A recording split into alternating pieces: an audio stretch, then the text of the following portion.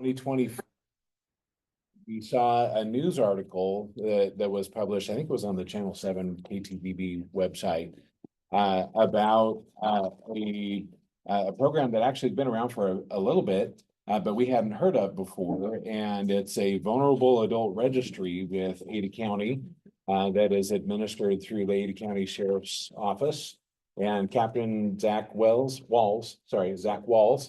is the coordinator, and we reached out to him, had a conversation to learn a little bit more about it, and felt like, wow, this is really something that that would be extremely important for those of us in the guardianship community to be aware of. And so we wanted to bring Captain Walls in today to talk a little bit more about the program, how it got started, how it's used, and hopefully we still have some time for some Q&A at the end of that, because I'm sure we're going to have a lot of good questions. So with that, I'll turn it over to Captain Walls. Thank you. Thank you. Thank you all for having me today. And hopefully everybody online can hear me okay. And excellent. And hearing that this is the first meeting of the year, I hope that it sets everything for the rest of the meetings of the year. I hope I set you off to a good start. But first, I'll talk a little bit about me and what I do. So I've been with the Ada County Sheriff's Office for a little over 22 years now. I've done a lot of different work. I started in detention as a detention officer before moving out to patrol. On patrol, that's where I spent the bulk of my time working the mean streets of Ada County. A lot of that time I was a canine handler, a field training officer. I supervised a patrol team, and then moved up through the ranks and moved over to the Court Services Bureau, where I supervised teams like the alternative sentencing programs, our transport team, a canine unit, various different programs. About almost 4 years ago, I transferred over to the Emergency Communications Bureau when I promoted to captain. And I have been the 911 Emergency Communications Director since I moved over there. So a lot of different things throughout my career. And for those watching on TV, I have my notes on my computer. So if I keep getting close to the camera, I'm not trying to come at you. I'm just checking my notes and making sure things are moving through. Keep me on track. We will have plenty of time to answer questions. We're going to speak specifically about what we refer to as the ARVP program, or the Ada Registry of Vulnerable Population. It's specific to Ada County, but I'm going to talk about some things towards the end of kind of some of the work that some of the dispatchers are doing to potentially look at how we improve what we've built, so that others can potentially use it and maybe have some collaboration or cooperation across various counties. So we'll talk about that here in a little bit, but if you have other questions though, I'm happy to answer the ones that I can. And if I don't know, I'm happy to get some contact information and reach out to you with some updates if need be, but we can talk about whatever. But for now, specifically, we'll talk about ARVP. One of the benefits that I have is I get to go around, since I don't answer phones, I get to go around and talk to people about what we do in dispatch, which is a benefit to me because I get to advocate for people that you expect to be there when you call on the phone, but then we forget that they exist after you hang up the phone, right? We always think of first responders as the people that are coming lights and sirens, right? As I was pulling in today, a fire engine was headed down north on Eagle Road with lights and sirens, right? That's what we think of when we think of first responders. But we oftentimes forget about the people in that center that answer the call when you call in. Our dispatch center is authorized for 64 positions. We're currently at 59, which is pretty awesome because when I started at the center, we were operating with about 40 or so dispatchers. Over the last couple of years, we've been able to up that number, which when you hear how many calls we take, you'll be quite impressed at the work that they were able to do with only 40 people. We dispatch for every law, fire, and EMS agency in Ada County. Currently, we only have Ada County paramedics. So Ada County paramedics, all the fire agencies, including Star Middleton, who split their dispatch services between us and Canyon County, depending on where their call is. And then all the law enforcement agencies except for Idaho State Police, who have their own center, and they take secondary calls from us that we transfer to them, or if they get direct calls through like Star ISP or anything like that. So we have quite a large call load. Every year we handle approximately 500 and, last year we did, 2023, we did 504,000 calls for service. That's incoming and outgoing. The reason that we look at our outgoing calls is because anytime that somebody is needing to reach out, so if I'm a patrol officer and I come to a crash, that crash results in probably tow trucks. It may result in having to contact utility companies, fires. If there's a structure fire, we automatically start making phone calls in the dispatch center to utility, water. If they need additional resources from other areas, those things are all happening by somebody in the dispatch center. Right. And when they're doing that, they can't then make the calls or answer calls that are coming in. So we look at all of our calls. But to give you kind of a breakdown, our 911 calls for 2023 were 150,170. Our admin lines, so people can call in on non-emergency line, that number was 238,021. So, and then we also receive text to 911 as well as some options that we have to be able to text out to people. So anytime somebody calls 911, we have to figure out, if you hang up, what that call was for. So sometimes we can call you, or we can also initiate a text. Our dispatchers work 4 10-hour shifts. So they work 4 on, 3 off, which allows us to have ongoing training. So 2 times a month, because our teams overlap, one Tuesday, they work Saturday to Tuesday or Tuesday to Friday. And they're coming in at various times of the day, depending on how our call volume works. On Tuesdays, we utilize that day for training. So each month the dispatchers get ongoing training, and we focus on various different things, refreshers, things like that. So it makes it nice because we're one of the few areas in the state that's able to maintain that ongoing training to keep that skill up. Because public safety, regardless of where you are, one of the main pillars is emergency telecommunicator, right? When we all kind of take for granted that when we call 911, somebody's going to answer. But there are times where it's so busy in our center that it takes a minute for the call to get answered, and maybe not a literal minute, but it takes a bit while we're processing through another 911 call. And just so that you guys understand how the process works, because it will kind of help as we talk through how we utilize ARVP through in the county. So if you call in, you talk to a dispatcher or a call taker, that call taker gathers as much information from you as they can, enters that information into our CAD system, computer aided dispatch, and then that call gets sent on to queue once they're at a certain point in that call where it's ready to go out. It goes to another dispatcher who's working a radio channel. That dispatcher reviews the information that's presented and then determines, based on that, we utilize our system to, whether it's a law call, fire EMS call, or a combination of all the agencies. The computer system looks at where all those vehicles are, and then determines based on the area, gives the dispatcher a recommendation for who should respond. And then the dispatcher sends that call out to the units, and then they go. So when we get more into ARVP, it'll start to kind of, that process will kind of fill itself out a little bit so that you understand. But the history of ARVP, it was started in 2018 with an idea from a dispatcher who had a grandparent that had dementia. And she recognized that, hey, if my grandparent were to walk away or somehow be found out in public, there may be some difficulty with them being able to communicate with anybody that may have located them. And so she had this idea, she brought it up. Another dispatcher had a child that was on the autism spectrum. And so she, of course, was thinking about potential for nonverbal people. And how would somebody that's nonverbal relay to anybody if they have a medical condition or anything like that? So they started putting things together of how would we go about being able to help not only in the dispatch world, but also out in the public.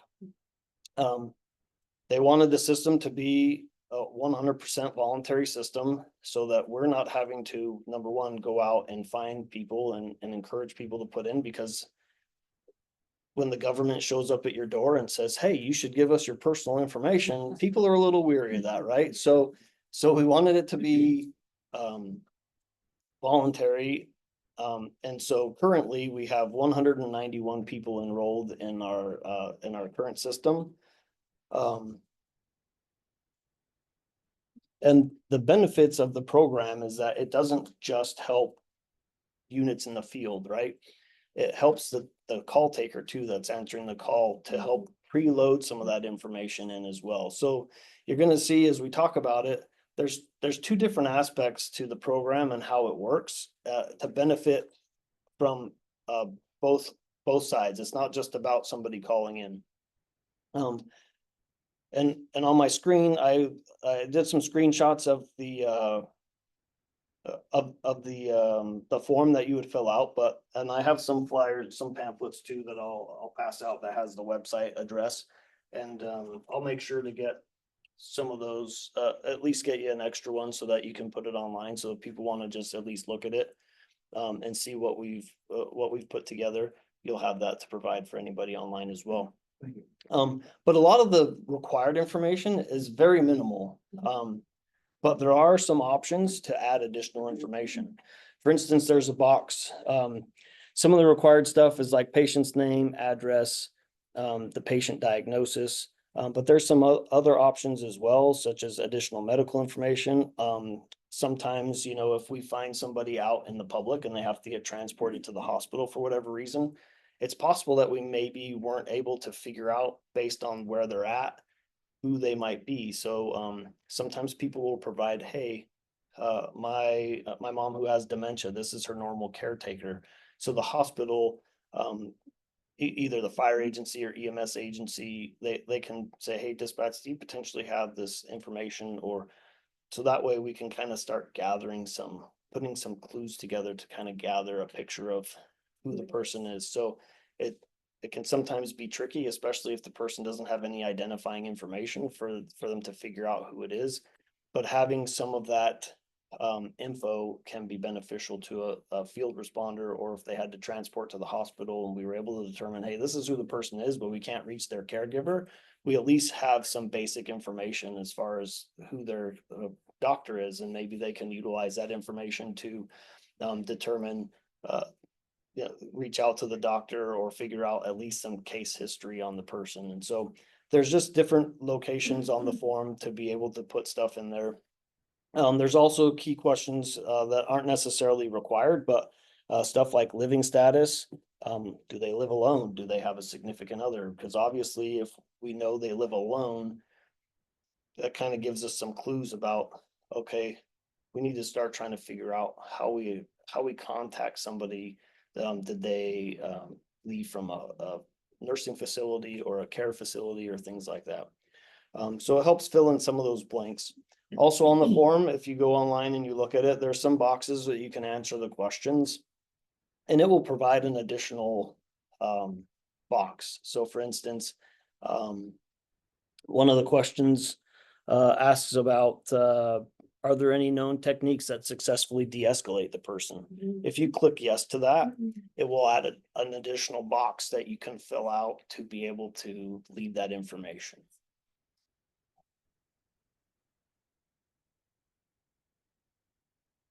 And also for anybody online, I'm not sure if you have questions or not, but I'll try to keep an eye on the screen to answer it. On that side, can you download pictures? Yes, and that was the next piece. Are you watching my presentation? Cheating. So at the end of the form, there's a spot where you can upload photographs of the person. The nice thing about that is it gives us the ability, so in our computer aided dispatch system, we just call it CAD for short. In CAD, we're able to take all that information and put a premise warning, right? So if I live at 123 Main Street, and I have let's say my mom is living with me and she has dementia, I can take a photograph of her. I can go onto the form, enter in all the information, upload a picture. That information then gets sent to the admin assistant at our dispatch center. She takes that information, reviews it, makes sure it all makes sense. There's nothing that's gonna have any issues, or we're like, that's not really clear, or maybe that's not necessarily the intent of the form. And so if she has questions, she'll reach out, but then she goes in and enters that data into our CAD system, adding the photograph. So that way, if we need to, we can look at that photograph because it's an attachment on that premise. So, let me see, that may be the next part. Yeah. So, like I was saying earlier, yes. Just a quick question, have we considered something like, people can wear an ID bracelet for allergies? Nobody has that, it's going on. Have you guys considered something like an ID bracelet with a tag number or something? That maybe could be an optional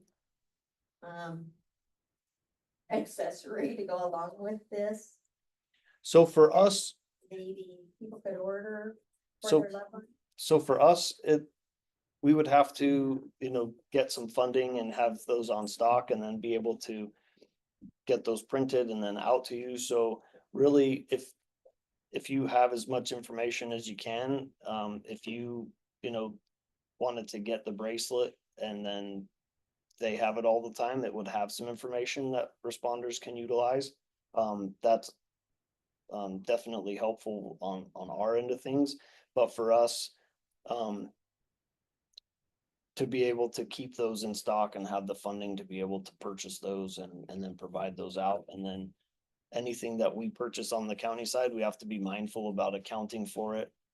And then making sure that what happens to it once it's gone, or you don't need it anymore. And so it creates a little bit of a difficult situation to how we account for those. I think rather than you purchasing, I think you could have them purchase it. It's such a nice convenience. Just identify a provider that you can refer people to. They can purchase it and then give you the number. Then you don't have to worry about the expense or accountability.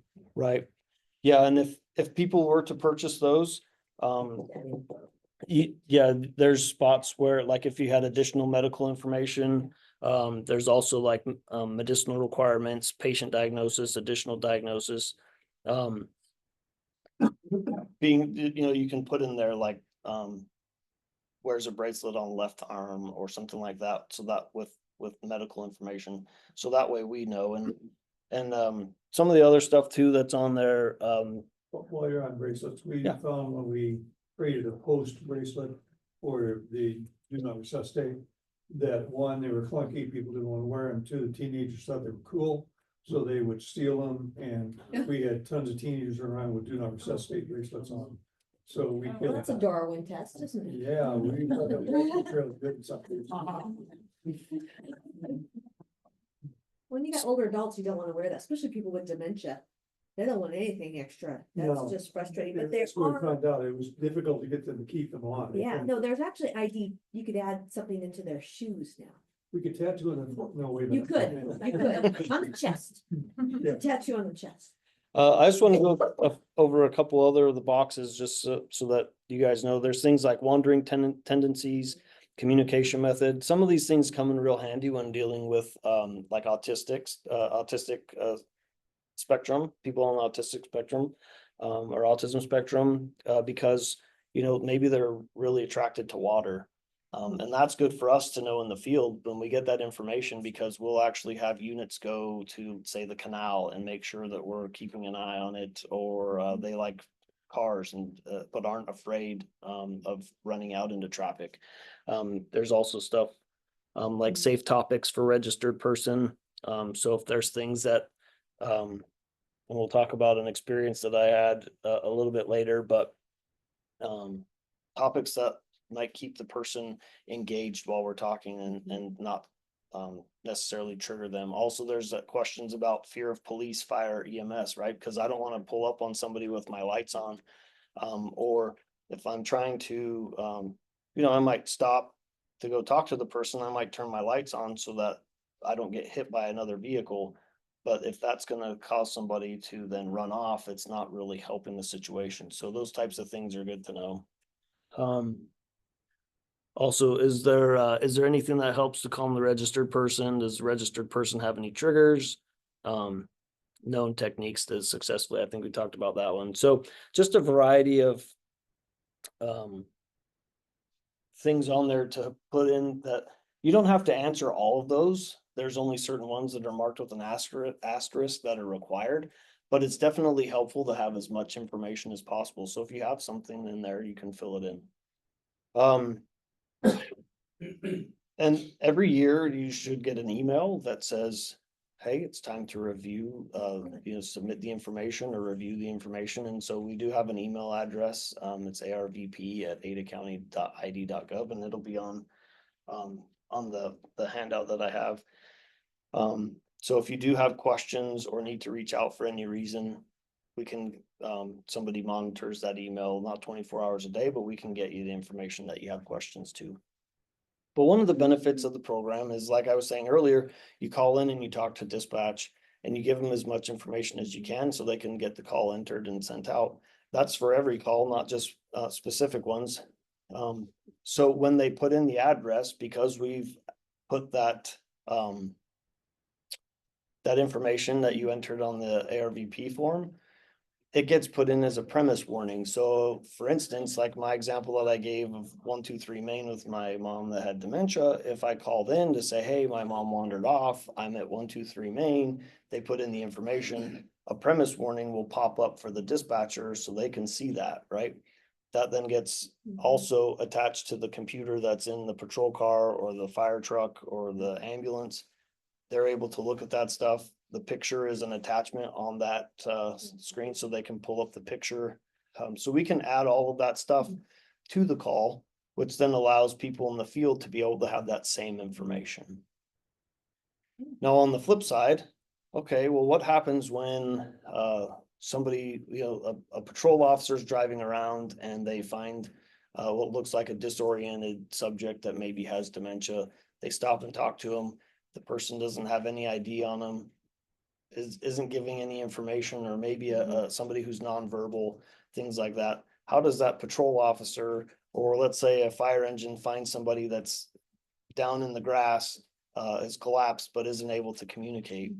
Well, the alternative way is they can then ask the dispatcher to query any alerts through our CAD system, so that we can look by radius, right? So if I tell the dispatcher, hey, I'm out at Pine and Locust Grove with a disoriented subject, they'll put me out on the call. And if I think that they might have an ARVP entry, I can ask the dispatcher to query the system to check for any ARVP entries within, say, 1 mile. So they'll enter in that information and it'll give them a list of all the potential candidates who may be within that boundary. And then we can look through and, based on information provided, try to determine, all right, I think it might be this person. We can start looking at the information in that entry and determine, like, okay, yeah, this is probably a pretty good candidate for that entry. And we can start trying to figure out where they're located. It's like so the officer reaches, interacts with the subject, and they are, as they're collecting data, they're able to then go to the CAD and put in keywords like an internet search, age, confused, male, add that kind of information, cues that they get from the subject, and then enter it into CAD like a Google search. Will that pull up out of the? Not quite. So what happens is the dispatcher on their system will utilize a command, and it'll pull up all the entries within that radius. Only based on the. Right. Okay. And so then what we'll do is, based on the information that's in there, I'll try to tell the dispatcher, like, I have approximately 80-year-old female. Okay, yeah. And some description. And then based on that, we can look at the entries. with only 191 entries in there. We're narrowing it down by radius of where we're located. It does help reduce some of those alerts. And then we can kind of start looking through those and figuring out, narrowing it down to who the person might be. So Okay. not a necessarily perfect system, Yeah. but it does help, pre-RVAP, we just were like door-to-door canvas, I guess, because The alerts are the ones that have been entered. entered Right. by community members and, hey, I'm missing so-and-so. Well, Or is it it look would at be all pre- the AMAR, all the, it would, so these would, RVAP is used pre-event, right? So if I'm caregiver for my mom, then I want to enter that stuff in, okay. So it hopefully looks at all before that. she goes wandering. And Good, then okay.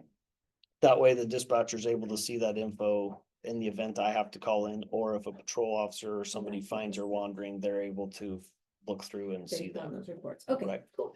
So for instance, I have a couple real world experiences with RVAP and some successes. One of which was an elderly female. I was supervising a team in CUNA, and one of the patrol guys that I supervise ended up locating a female wandering. Thought she looked disoriented, and turns out she was a elderly woman with dementia or Alzheimer's. Based on the speed at which he saw her walking and the location that she was, he had a pretty good idea of a radius, was able to have dispatch look at that information. There was only like 1 or 2 entries in RVAP, and so in that area. So he was able to then determine which home he thought she was at and go there, and turned her husband was there. He just hadn't realized that she had left.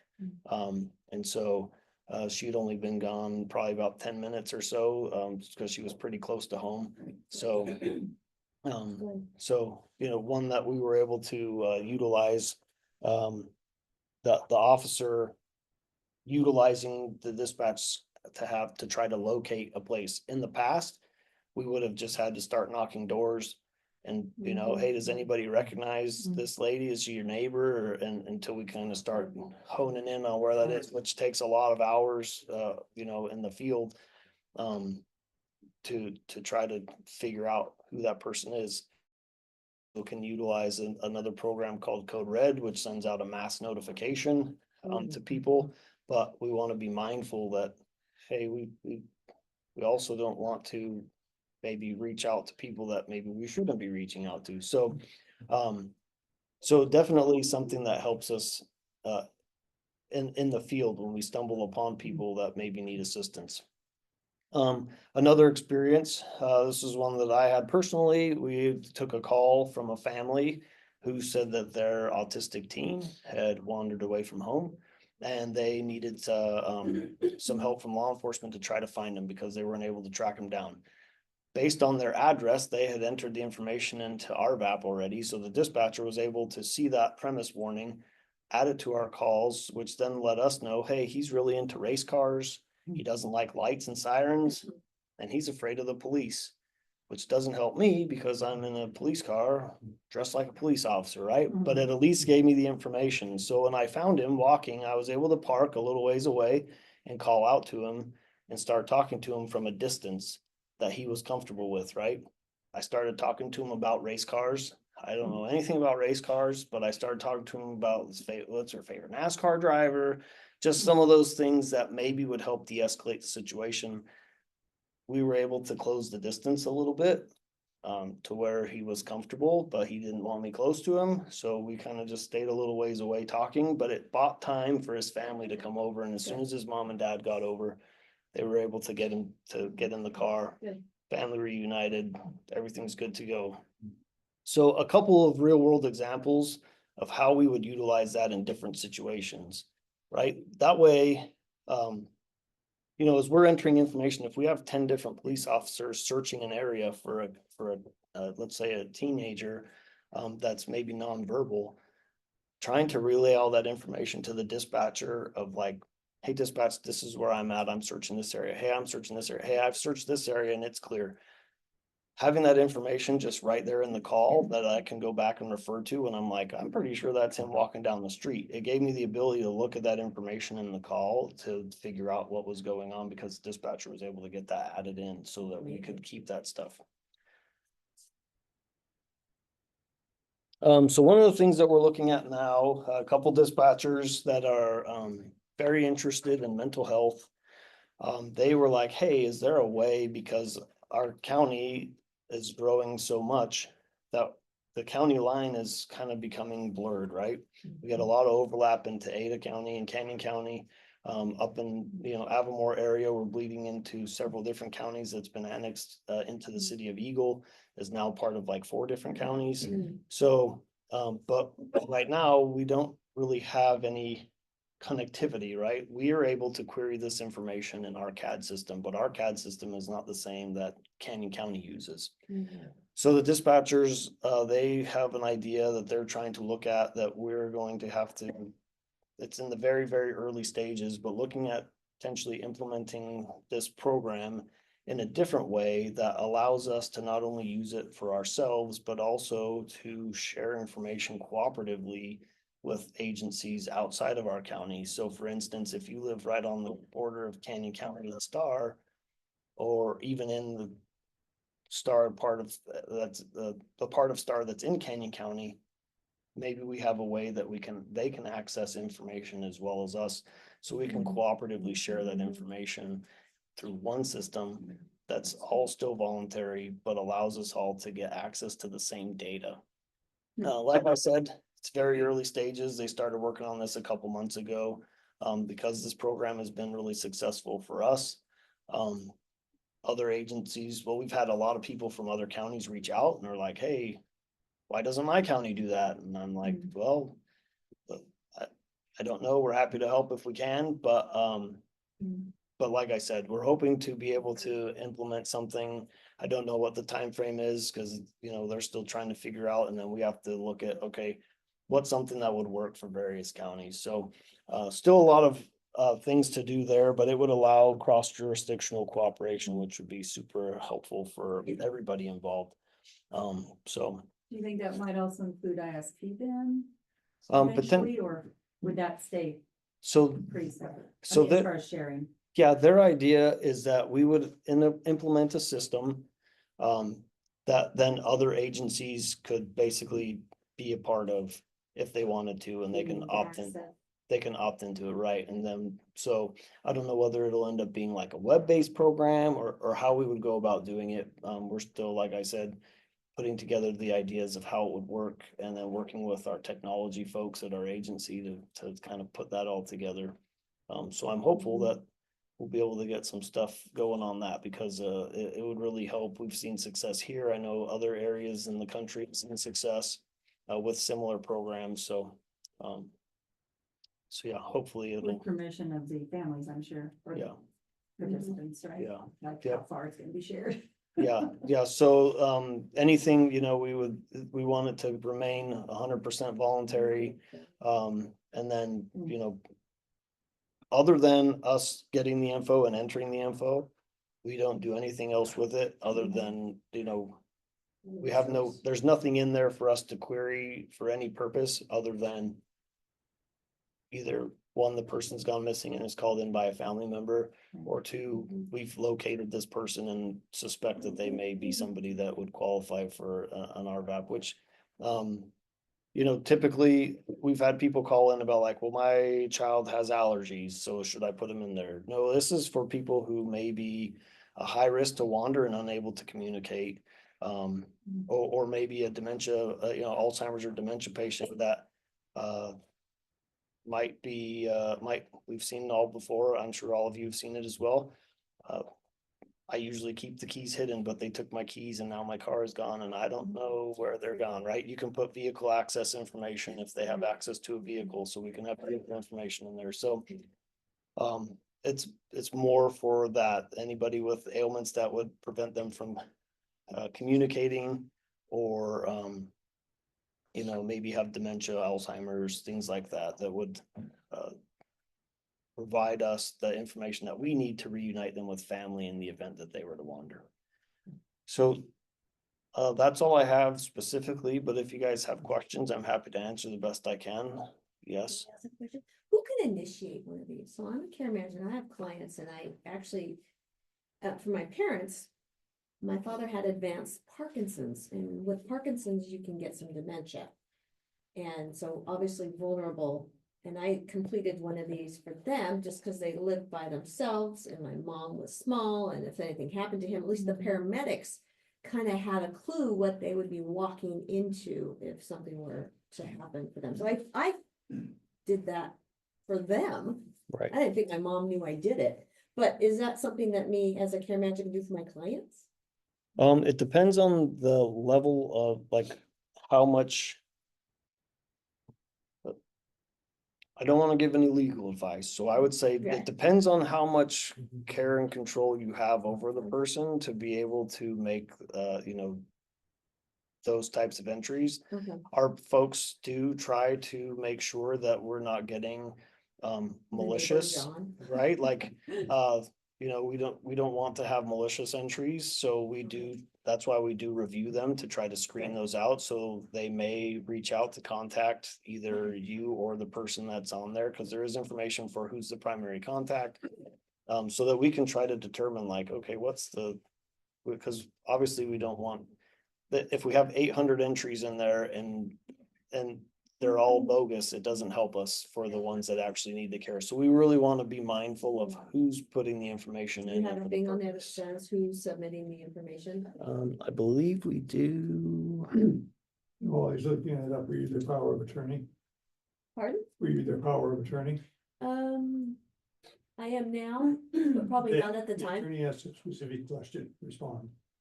Were you their power of attorney then when you submitted that?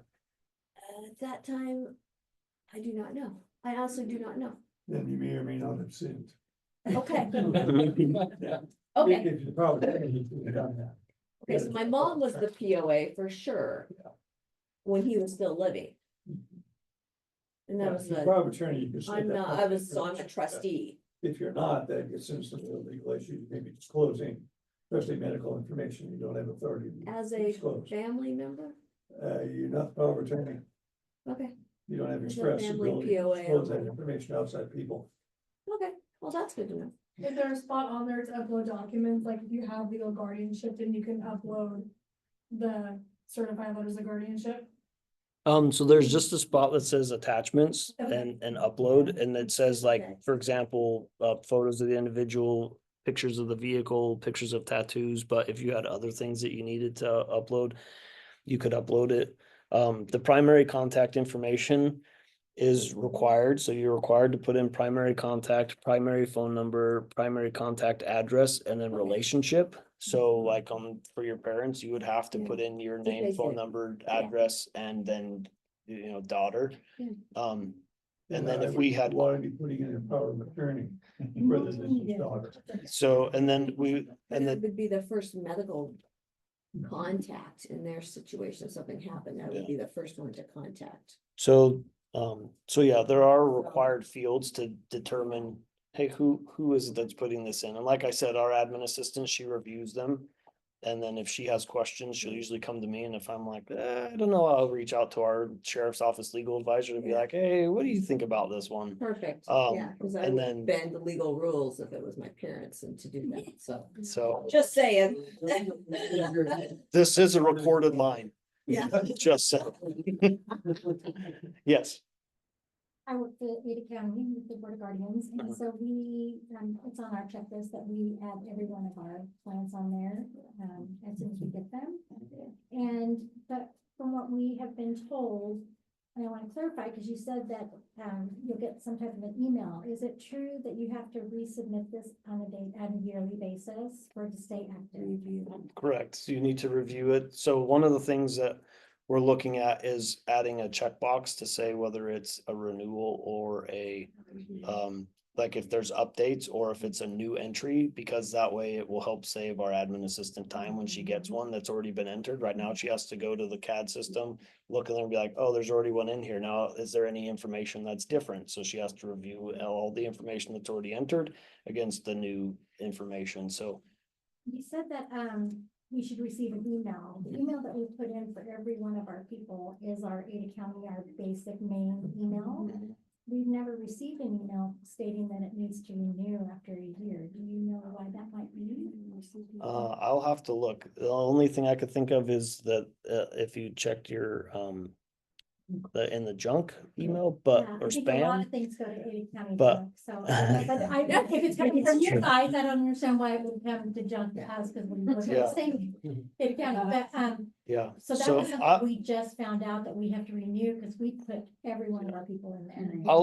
I'll double check because it is supposed to send an automated alert at the 1 year mark to that email that you entered to say this person you need to review the information. Mhm. So I'll touch base with our tech folks to see what's cause I'm told that that's the process, so that we can make sure that, maybe a family member passes away, a few months after you enter it and you forget that you've put it in, then you get the email, we want you to go, oh, yeah, I gotta remember to go in and say, or at least go to email the ARVP address and say, hey, FYI, this person's since passed, you can remove them, or they've moved out of the area, you can remove them from the system, and then they can go in and delete that premise warning, so that we make sure we keep just the information that needs to, because like I said, we don't want to keep people's info that we don't need to have. Second question. Mhm. From what I understand, when you said that the jurisdiction, you don't talk like Canyon County, but from what I understand, you don't talk to Boise Police as well. Is that the case? No, we do. We dispatch for them, yes. So if the call is done to 911, it's gonna go to the sheriff's. Right. Boise Police and all of them? Yeah, so our dispatch center, it'll come into our dispatch center. And then if you're anywhere within Ada County jurisdiction, Mm. we will dispatch whatever appropriate agency is there. So if you live in Boise City, and you have any type of incident at your location, then we'll dispatch Boise Police to it, and then, or at least we'll enter a call. Okay, What they do with the call after that is up to them. okay. I can't make them go to calls, Mhm. but we will enter a call into their queue, and then they will determine how to respond from there. I'm curious how other technology might enter this. I've never used it. I guess I trust my wife and my kids more, but, I don't know whether you could have the little air tags that could attach, say, to a zipper or something that would have the ability to track the person. So when they're under active supervision, it would at least know where they were. It would seem like that would ease your burden quite a bit. I put them in shoes. Yeah, or in shoes. on. Yeah, is that something we should be telling our clients to do? Yeah. How expensive it must be. Keys. Yeah. I want my keys too. Yeah, yeah. Okay. Well, I definitely must. Another, and I don't, we're a little over time, so I understand if people want to go. We don't have a life, it's okay. Yeah. Another option too, or I guess not option, but another, if you have somebody who maybe isn't quite to the point where they need to be on like an RVAP registry, but you're concerned that, hey, they might call 911 and need some assistance, there is a program called emergencyprofile.org. It's free to register. What happens is when you call that, when the person calls 911 with the phone number that profile is set up with, if the dispatch center is using another program called Rapid SOS, that data is automatically queried and provided to the dispatcher. So if you are known to have seizures, or somebody that has seizures, you can put in there, known epileptic or something like that, or It's called emergency. emergencyprofile.org. And so you can put in the information, they can enter in that information in that program. It's free, and they don't provide us that information until that 911 call is placed. But it has to be, through the 911 call. And then it gives us the option to look at some of that information, or it provides it automatically as part of a screen that we get through one of the other That could be programs. really useful. I think of clients that have frequent falls, Right. and then one that has expressive aphasia, Mhm. but you can call 911, that would be really useful. Yeah. So, your question, and then I'll get to you. I don't remember mine, so you can. Okay. Sorry. So can, my guardians and medical POAs, can they go onto your RVAP system and like search out one of their clients' names to see if they're already registered? No, they can't, because we don't want anybody else having access to that information. They Okay. they could They send, try to resubmit something? or, and see- or they could email, and I'll pass this out, these out. They can email, they can send an email to.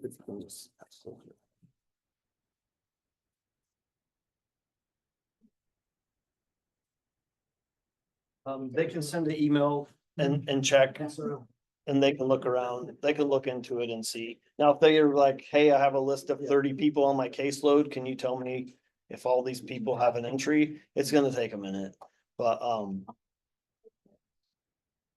so I do, I have some extras, yeah. Any other questions? Just one, Do you have to call 911 or can you just call like a non-emergent dispatch? You can call either one. So if it's an emergency situation, you can call 911 and we'll get the info. If you call the non-emergency number, like I said, it's based on the location. So if you know, like, I know that there's a RVAP entry at this house, but I'm out away from the home wandering, you can tell the dispatcher the address of the home and they can go in and query that as well. That premise info. Cause it's tied to the location where the person lives. don't bug 911 for non-emergencies. Right. Because you can get the right fries. Yeah, Right. Thank you.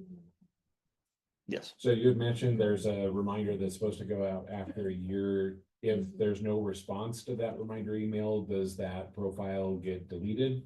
Or what's the time frame for retention on that information? So I'll have to check because we usually, if we don't get we usually, if I recall correctly, delete that information. If we don't have any, like there's no response, we do try to reach out to people to say, hey, it's been a year, we need to update this information, but, it's kind of hit or miss depending on how busy we are and how many entries there are and whether or not we're able to get contact with all of those people. So, but I am gonna look and see because we should be getting the emails. That should be our first line of defense. So, So for several of us, I know we would have multiple people that we might complete a profile for. But if we're using all the same email address for contacts, if we get a notice from Ada County, how do we know which client that contact is in reference to? yeah, I'll have to look at what the email looks like. Okay. Because the primary purpose for setting it up was for like, the like child now caring for their parent. Right. And maybe doesn't have the best resources to be able to deal with, somebody who, wanders. Mhm. And so when we have large bulk, entries throughout the year, that obviously creates a issue for you guys to be able to keep track of those. So I'll have to look at what the email reads, to see what information, but like I said, we do have that email that's monitored, so if you receive one, you can also reach out and say, hey, I have a question about this, but I'll look into that and see about, if it indicates what the, like, hey, this entry, like this person's name, you need to update your entry for so-and-so. Mhm. So, and I'll get back to you. In fact, I'll Okay. make a note right now, Okay. and I'll get back to you and you can message it out to the group. Yeah, that'd be great.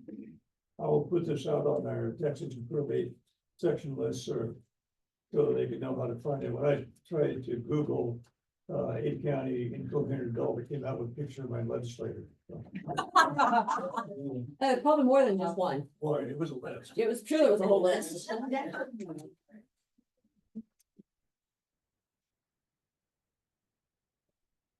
Any other questions? trains your police officers to deal with people who have dementia? So we go through, I'm not sure who like specifically does the training, but we do have a special team of, well, we have two caseworkers that deal specifically with mental health.